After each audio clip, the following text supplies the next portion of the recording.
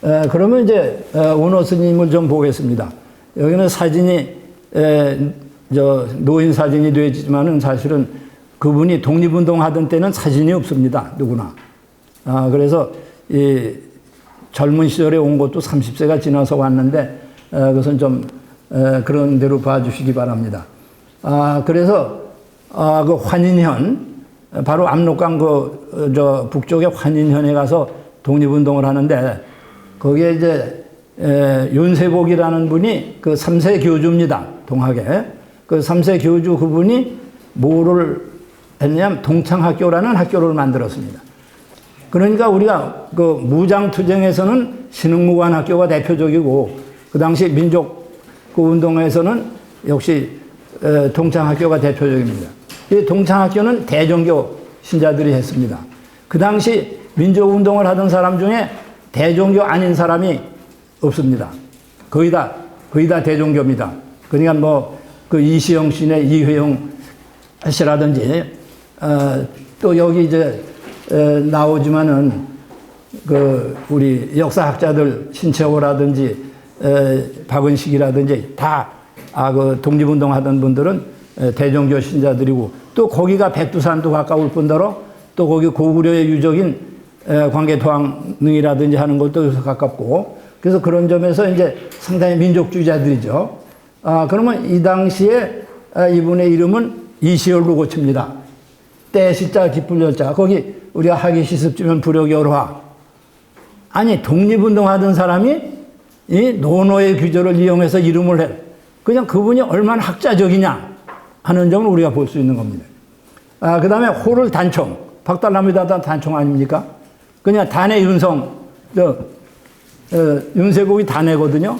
그리고 누구의 신채호가 단재 아닙니까? 그 당국대학 우리가 홍익대학 그 다 대종교의 명칭이 아닙니까 이제. 그리고 불천이라고 쓴 거는 아주 의미가 깊습니다. 불천은 뭐냐? 천이 아니다 아니에요? 천이 아니다인데 독립운동을 할 때 어떤 분이 그래서 당신은 참 용감해. 1000명도 당하겠어. 1000명 가지고 안 되지. 그래서 불천이 됐습니다. 호가. 1000명도 안 된다. 1000명 가지고는 안 된다. 그랬는데 나중에 이제 또 나오지만은 독립운동 우리나라 해방이 되고 나서 이제 1000명을 가지고 싸울 것도 없으니까 불교의 불자하고 샘천자로 고쳐서 불천으로 또 했습니다.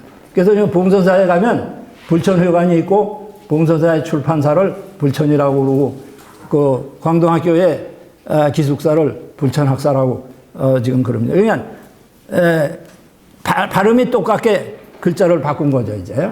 그리고 고구려 유적답사 그다음에 동창학교 교가도 이분이 작사를 했고 여기 근원운인이라고 무궁화라는 시를 쓰면서 근원운인이라고 작자를 썼는데 근원운인 뭡니까 저게? 무궁화 동산을 가꾸는 사람. 그냥 애국자 아닙니까? 무궁화 동산을 가꾸는 사람. 그런데 나중에 이분이 운호라고 법호를 했잖아요. 그럼 운은 가꾸자. 저게 김맨다 가꾼다는 뜻이거든요. 그럼 호는 불교 아닙니까? 그냥 불교를 가꾸는 사람. 고자를 그대로 쓴 거죠 이제. 그래서 그 앞에 보면 그 당시에 거기 동창학교 교사 중에 우리가 한국 근대사를 하는 분 중에 유명한 박은식, 신채호 같은 분이 있었고 그 다음에 언어학자로서 김영숙, 이극노 이분들은 다 북한으로 간 분입니다. 이제 그러니까 그 한국사하고 그 다음에 한국 언어에 대한 그 분위기 속에서 그 영향을 많이 받는 거죠. 아까 말씀드린 대로 그분은 그냥 17, 18가지 한문만 배웠지만은 이제 여기서 그 민족의식이 강화되고 그리고 사실은 그분이 고향에 있어서 우리 사학계의 영향을 받은 것은 어디냐 하면 화서학파의 영향을 받았다고 합니다. 화서학파는 우리에게 많이 안 알려졌지만은 우리가 외세의 침탈로 아주 무너져 갈 때 유학의 마지막 발버둥이 그게 화서학파 아닙니까? 그래서 가평, 양평 이쪽으로 해서 포천 이쪽으로 해서 그 당시에 이제 말하자면 유교의 개혁과 이제 새로운 방향 그게 위정척사로 나타나고 그래서 포천의 그 유명한 최면함이라든지 그 다음에 강원도의 유인석이라든지 그런 분들이 다 거기 동인데, 이게 평안도에는 박무린이라는 분이 대표적이었는데 그 영향도 상당히 받았다고 합니다. 그러니까 거기서 상당히 이분은 민족주의적이고 아주 끝까지 일본에 대해서 아주 싫어하고 반항하고 그런 분인데, 그래서 가령 미국에 갈 때 비행기를 타면 도쿄에서 내리지도 않았대요. 일본 땅 밟지 않는다고. 그냥 돌아갈 때까지 하여튼 그런 대단한 일본을 반대하고 이제 그런 스님이었죠. 네.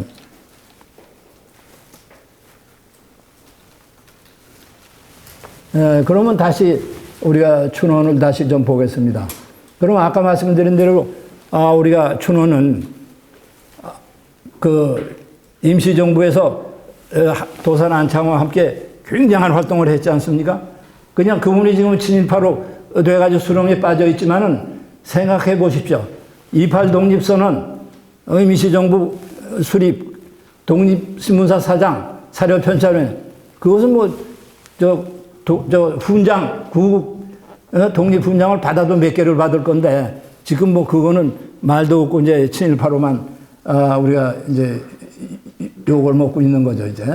그리고 우리나라로 이제 돌아옵니다. 그냥 건강도 나쁘고, 돈도 없고, 그리고 거기서 생각이 달라지는 것은 그 도산 안창호의 영향을 이제 많이 받는데, 도산 안창호가 원래 그러거든요. 이런 식으로 임시정부 싸워가지고 못 이긴다. 거기서 실흥무관 학교니 그런 거 해가지고, 그거 가지고 그 마강한 미국하고도 맞짱했던 일본하고 싸움이 안 되잖아요. 그러니까 민족의 역량을 지켜야 된다. 그러니까 그 당시 춘원 생각도 무슨 생각을 하느냐면, 간디나 중국의 손문도 그게 자기 나라에서 싸웠지 다른 나라에 가서 싸우질 않지 않냐. 그냥 우리도 우리나라에 가서 싸워야지. 그래서 이제 들어옵니다. 그러나 이제 그때부터 춘원은 또 욕을 먹기 시작합니다. 굴복했다, 일본한테. 그러면 들어오면 또 일본 경찰에 단병 잡혀가서 감옥에 들어갈 줄 알았는데 일본 사람이 또 안 잡아 놓습니다. 그러니까 일본하고 같이 좀 했지 않냐, 이제 이런 비판도 받고 그랬던 것 같은데, 거기는 여러 가지 아마 문제가 있을 수 있을 거로 봅니다. 그런데 이제 그 당시에 와가지고 특히 민족 개조론을 쓰고 그것 때문에 또 난리가 나는 거죠. 네. 그래서 옆에도 보시면 이광수한테 지금 비판하는 그게 글이죠, 신문에. 민족 개조는 지금도 모르는 사람들은 우리 민족을 비하하고 단점을 얘기했다고 해서 굉장히 비판하지 않습니까? 그러나 실제 읽어보면 지금도 그거 참 옳다는 거를 생각할 수 있는 게 많거든요. 그러니까 실제 그 제목 자체나 그런 걸 가지고 얘기를 하지 읽어보고 얘기하는 분들이 많지 않은 거로 알고 있습니다. 그 다음에 나중에 이게 큰 문제가 되고 도산 안창호가 세상을 떠나게 되는 것과 관계가 되는 수양동맹회가 이제 발기가 되고, 그건 물론 도산과 함께 춘원이 이제 중심이 되는 거죠. 그리고 이제 잠시 교사를 거쳐서 금강산내를 이제 춘원이 갔다가 거기서 깜짝 놀랍니다. 중국에서 3년을 만났다가 헤어진 운호. 근데 운호가 아니에요. 그냥 이학수죠. 이학수인데 이 시절로 이제 이름은 바꿨잖아요. 독립운동할 때. 그런데 밤중에 자는데 어떤 스님이 와서 저기 바깥에 누가 왔어? 나보시오. 그래서 나가봤더니 누가 꼼꼼한 데 서가지고 형님 나요. 깜짝 놀라서 내가 누구냐. 그래가지고 3년 만에 만났거든요. 그래서 중이도에 있잖아요. 중이도인 줄을 몰랐지. 그 둘이 그냥 바위에 올라가서 밤새도록 서로 붙들고 울기도 하고. 그래서 춘원이 금강산 6이라는데 이제 긴 글을 써놨습니다. 나라를 위해서 뛰고 싸우던 사람이 어떻게 중이 됐단 말이냐. 그러면서 그 지나간 사연을 들어보니까 역시 앞으로 큰 중이 탄생할 것 같다. 그 말이 상당히 맞았죠. 그래서 이제 그 두 사람들은 아주 일생 동안 서로 만나고 돕고 하는데, 아까 우리 이민원 원장님께서 그 얘기를 하시잖아요. 운호를 내가 먼저 놓다고 했다는 게. 사실은 운호 스님이 늘 춘원을 도왔지, 어려서부터, 집안에서부터 춘원이 운호 스님을 도운 건 거의 없어요. 세상을 떠난 춘원이 북한으로 잡혀갔는데 비서까지도 다 세워주고, 그 가족, 미국에 있는 가족들도 늘 운호 스님이 돌아갈 때가 되니. 그러니까 춘원보다 운호 스님은 30년을 더 살았습니다. 춘원은 50년에 북한으로 잡혀갔고, 이분은 89년까지 살았으니까. 그래서 아주 그 독특한 그런 인연 관계가 있죠. 그래서 이제 도산을 만나고, 삼위 수양동호회 문제로 또, 흥사단 안창호 선생을 만나고, 그 다음에 거기서 마이태자, 단종회사가 나오는데, 이분이 소설 중에는 우리가 순수 문학에 무정인이, 무슨 유정인이, 흑인이, 재생인이, 이런 많은 소설이 있죠. 그 하나의 소설입니다. 우리가 문학에서도 상당히 논란이 됩니다. 그런데 그거 이외에 마이태자, 이차돈회사, 원효대사, 뭐 단종회사, 이순신, 그건 전부 역사 아닙니까? 역사 소설입니다. 그러니까 문학에서는 이게 뭐 문학 같지도 않고 이렇게 보기도 하는데, 그 사실은 이분은 이 문제를 내면서 뭐라고 얘기하느냐 하면, 그때가 일제시대입니다. 학교에서 우리말 못하게 하고 우리 역사를 못 배웁니다. 그 다음에 한글로 쓴 우리 역사가 어디 있습니까 그때. 그러면 이분들은 그 어려운 한문을 읽으면서 그거를 그대로 써놓은 거죠. 전부. 그러니까 2차 돈에서 그 이분이 한문 읽어서 한 거고, 원효대사도 그렇고, 단종회사도 사실은 그때 뭐가 있었나요? 그러니까 왕조실록하고 연연식이술 읽어가지고 써놓은 거죠. 그럼 요새 우리 여러분들 잘 아시지만은 1600만 관객을 동원했다고 왕사남이 난리를 치지 않습니까? 그 콘텐츠의 원형이 이 단종회사입니다. 전부. 여러 사람이 지금 저작권이 넘어갔으니까 책을 새로 내고 그러지만은 그 원형은, 그래서 원형 내는 사람도 표지에다 이광수 이 책을 읽지 말고 역사를 논하지 말라고 얘기하고, 특히 단종회사 문제는요, 저건 그 이광수의 책이 기본입니다. 그게. 네. 그런데 그거 이렇게 부분적으로 읽어보면 참 놀라운 것은, 뭐 소설보다는 막 논설적으로 얘기한 것도 있고 역사 얘기다. 이 책이 나올 때 그 뭐라고 쓰느냐 하면, 이렇게 슬픈 일은 조선뿐만 아니라 전 세계에도 유례가 없을 거다. 그리고 사람이 사는데 인정과 의리, 이 두 가지는 아무리 시대가 바뀌어도 우리가 바뀔 날이 없지 않냐. 지금 그래서 우리나라뿐만 아니라 전 세계 사람들이 눈물 흘리고 본다고 지금. 그런데 다행하게도 그 100년 전의 소설 아닙니까? 100년 전의 소설이 지금 21세기에 우리한테 역사 공부 시켜주고 있잖아요. 그냥 단종을 내쫓은 사람, 그 다음에 세조를 욕하는 사람, 그 얽혀진 사람들, 뭐 산수를 찾아가고 책을 찾아가고 욕하고 칭찬하고, 뭐 24일, 26일까지는 뭐 영월에서는 난리, 굉장하잖아요. 그러니까 역사를 100년 만에 현실화시킨 사람, 이런 점에서 이 단종회사 대단한 작품이죠. 그러니까 이 단종회사뿐만 아니라 그 당시 나오는 역사책, 이순신도 들었죠. 이순신은 읽고 박정희 대통령이 간복을 해서 그렇게 됐다 그러면. 예? 그 다음에 흙을 읽고 정주영 씨가 간복을 했다고 이제 그러는 게 아닙니다. 그러니까 그게 이렇게, 그 다음에 이제, 이 충무공 선양에 있어서 아주 이분이 대단한 공헌을 합니다. 왜냐하면 그 동아일보사 편집국장을 하면서 이순신 전적지를 찾아다니면서 답사를 해가지고 그거를 동아일보에다 실은 겁니다. 일제시대입니다, 그게. 그 다음에 현충사가 없어진 거를 그 복원을 하거든요. 창피한 얘기지만은 그 충무공 집안이 관리를 잘못해가지고 충무공 묘지까지 다 경무에 처분이 됩니다. 그래서 그때 동아일보가 중심이 돼서 돈을 걷어가지고 그걸 찾아요. 그때 편집국장이 이광수입니다. 그래가지고 현충사를 다시 짓고, 네? 그러고 나서 이분이 동아일보에다 이순신을 쓴 거죠. 아니, 일제시대에 이순신을 쓰는데 일본 사람이 좋아하겠습니까? 그거? 네. 그래서 이렇게 충무공선양에 있어서 아주 상당히 위대한 흑이라든지 유종이라든지 하는 분도 그렇고, 그 다음에 이제 운호 스님을 좀 보겠습니다. 그러니까 사실은 지금은 운호 스님이라고 그러면 안 됩니다. 아직은 운호 스님이 아니니까. 이 당시는 다른 이름이죠. 이제 만주에서 이렇게 활동을 하다가 상해 가서 안창호를 만나서 흥사단에 가입하고 또 한족신복 하다가 21년 때 와가지고는 야, 이거 중국에서 하는 게 아니라 삼연동에 나서 한국에 들어가서 한번 좀 싸워야 되겠다. 그래가지고 들어오는데 그만 일본 경찰한테 탈로가 났죠.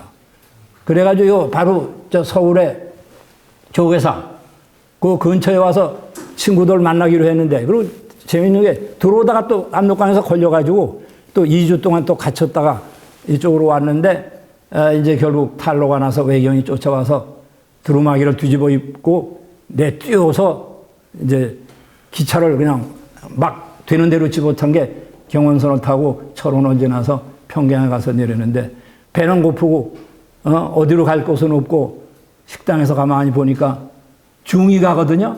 아이고, 절에 가서 보면 되겠다.